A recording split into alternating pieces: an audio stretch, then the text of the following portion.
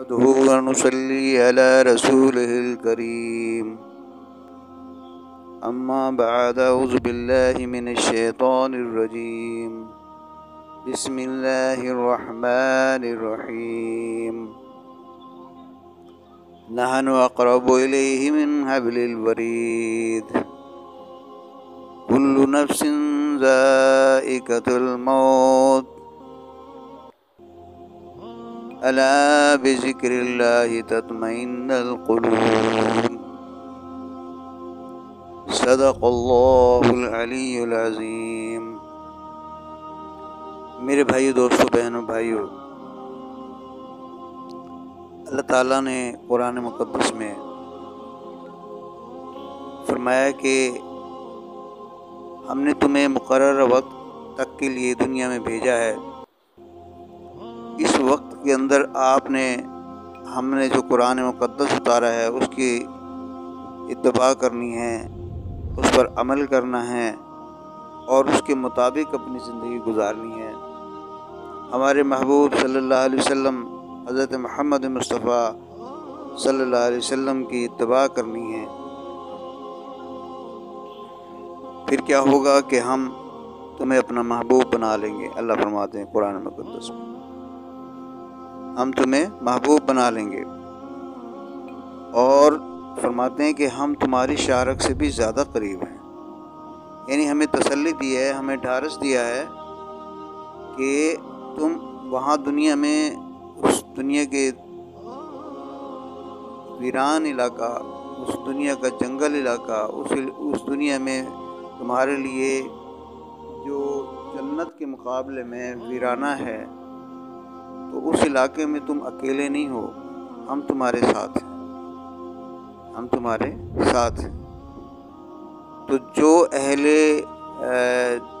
تزکیہ ہیں، جن کو تزکیہ حاصل ہوا ہے، تو وہ اس قرآن مقدس کی ان آیات کو ایسے دل و جان سے لگا کے رکھتے ہیں کہ نحن اقرب من حبل الورید الیہ من حبل الورید، کہ ہم تمہاری شارک سے بھی زیادہ قریب ہیں۔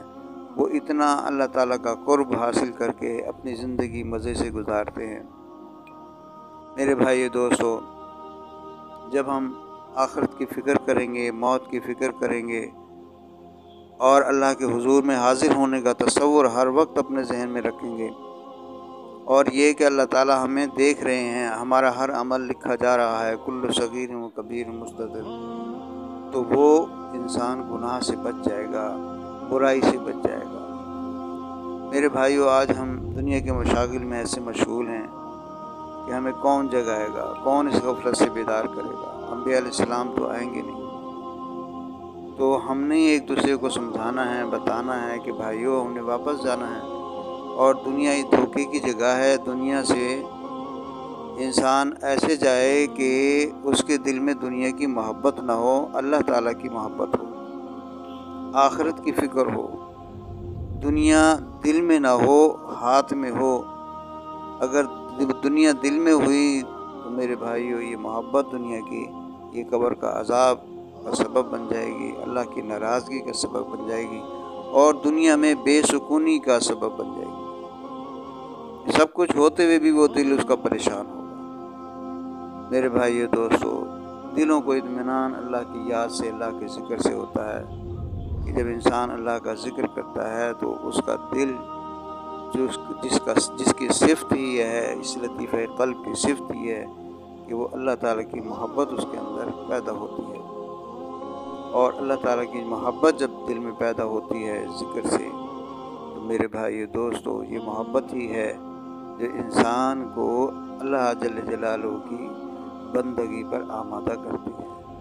محبت ہی کسی بھی عمل کی بنیاد ہوتی ہے، فکر ہی کسی عمل کی بنیاد ہوتی ہے۔ لہذا اللہ جل جلالہ کی جب انسان کے اندر محبت پیدا ہوگی اور دل صاف ہو جائے گا، مصفہ ہو جائے گا، تو اس قلب میں اللہ تعالیٰ کا نور جو ہے وہ جلوہ افروز ہوگا۔